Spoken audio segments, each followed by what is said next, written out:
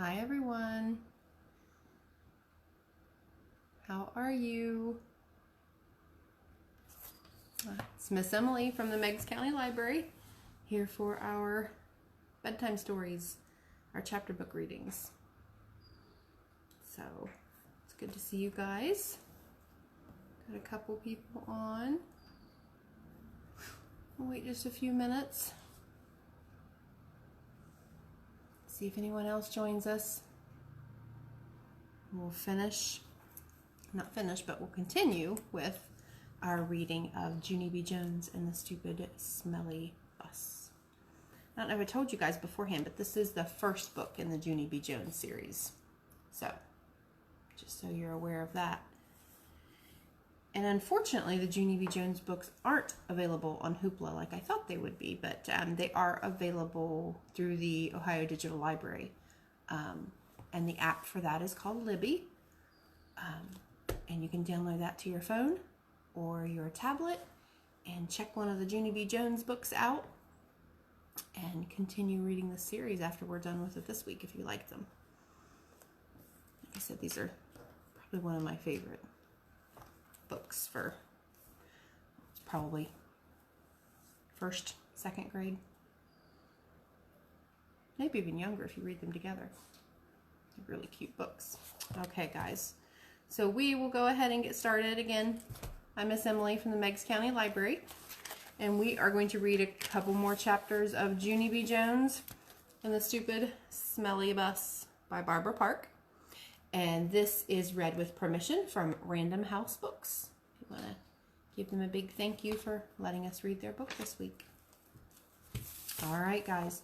So if you remember, at the end of our 2 chapters last night, where was Junie B? Do you remember where she was? Yeah, she was still at school, right?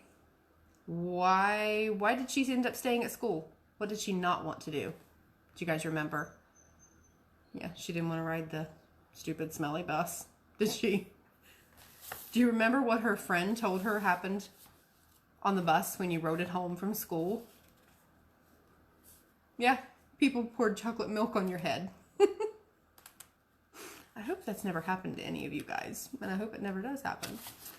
All right, here we go. Chapter 7. Let's see what else she gets into. This is called Peeky Holes and Spying. After a while, I started to get a little bit thirsty. That's what happens when chalk sprinkles in the back of your throat. I would like a drink of water, I think, I said. Then I put my hands on my hips. Yeah, only what if somebody sees you at the water fountain? Then they might call the stupid smelly bus to come get you. And so, you better not go. I stamped my foot. Yeah, only I have to go, 'cause the dumb chalk in my throat. Then all of a sudden, I got a great idea. I pulled a chair over to the door, and I peeked out the window at the top. I'm a good peeker. One time, I peeked right into Grandpa Miller's mouth when he was sleeping, and I saw that dangly thing that hangs down in the back. I didn't touch it, though, 'cause I didn't have a little stick or anything, that's why. Anyway, I didn't see anybody in the hall. And so I opened the door a crack, and I sniffed. 'Cause when you sniff, you can smell if there's people around. I learned sniffing from my dog, Tickle. Dogs can smell everything. People can mostly just smell big smells, like stink and flowers and dinner. Nope, don't smell anyone, I said. Then I ran to the water fountain, and I drank for a long time, and nobody tapped on me and said, "Hurry up, girl." After that, I stood on my tiptoes, and I tippy-toed to the media center, 'cause I love that place, remember? The media center is kind of like a fort.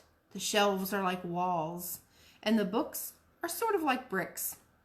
And you can move some of them around and make peeky holes. Peeky holes are what you spy out of. If you see somebody coming, you can make your breath very quiet, and they won't find you. I spied for a long time, but nobody came. The only people in the media center were just me and some fish. The fish were in a big glass tank. I waved at them in there. Then I stirred them with a pencil. I love fish very much. I eat them for dinner with coleslaw. Just then, I saw my most favorite thing in the whole world. Its name is an electric pencil sharpener, and it was sitting right on the librarian's desk. "Hey," I said, very excited, "I think I know how to work that thing." And I looked in the desk drawer, and guess what? There were lots of brand new pencils in there. And so I sharpened them. It was funner than anything, because an electric pencil sharpener makes a nice noise. And when you can make pencils as teeny as you want, you just keep pushing them into the little hole, and they just keep on getting teenier and teenier. It doesn't work on crayons, though. I tried a red one. Then the pencil sharpener slowed way down, and then it made a sound. And after that, it didn't go anymore. Just then I heard a noise. It was walking feet, and it made me scared inside, because I didn't want anyone to find me, that's why. And so I squatted down, and I looked through my peeky hole. Then I saw a man with a trash can. He was singing "Somewhere Over the Rainbow." That's a song I know. It's from my favorite movie, which is called The Wizard of Oz. The Wizard of Odds. The man and the can didn't see me. They walked down the hall. Then I heard them go outside. I stayed squatted down for a long time, but he never came back. "Whew, that was a close one," I said, and then I ran to find a better place to hide. Chapter 8. The Dangerous Nurse's Office. Guess where I ran to? Straight to the nurse's office, of course, because there's those little plaid blankets to hide under. There's other neat stuff in there too, like a scale to weigh yourself and a sign with a giant E and other letters.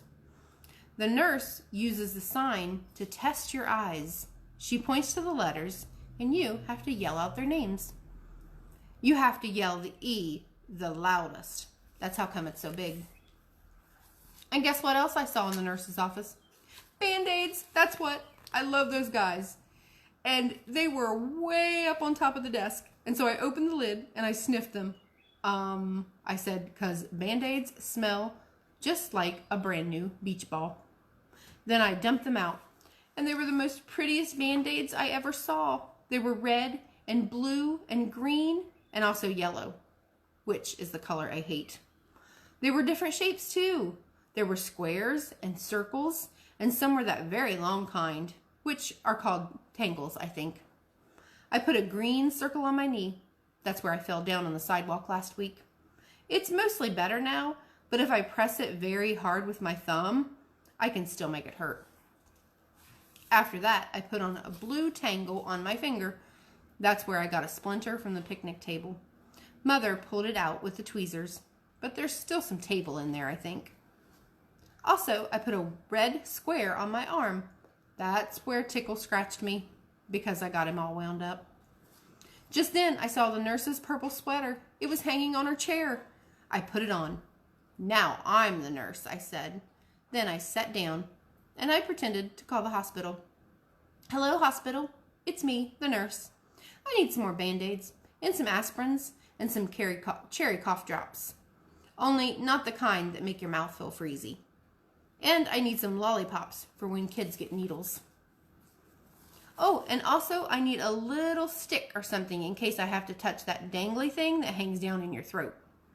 Then I pretended to call room 9. "Hello, Mrs. Please send that Jim to my office.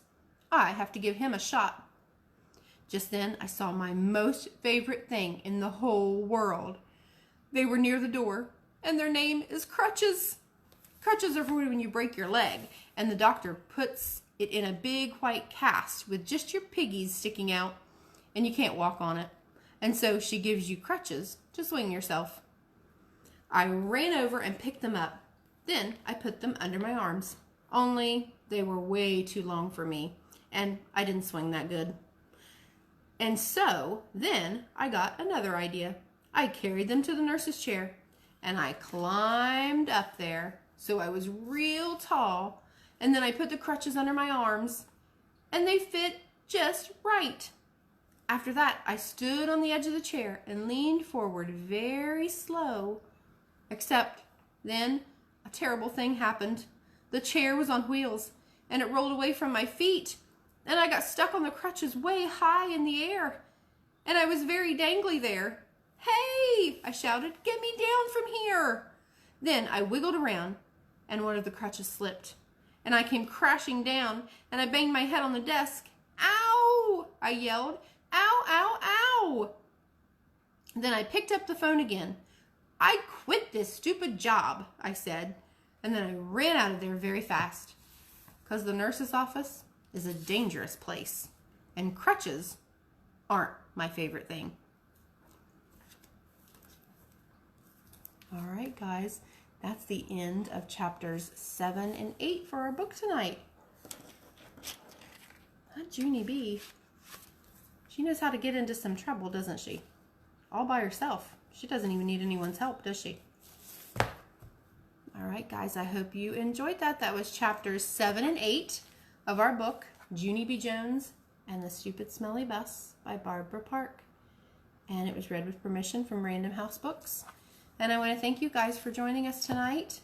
And if you join me again tomorrow night here on the library's Facebook page at 7 o'clock, we will read our last two chapters, chapter 9 and 10 of our book, okay? All right, guys. Thank you for joining me. I will see you guys tomorrow night. Bye.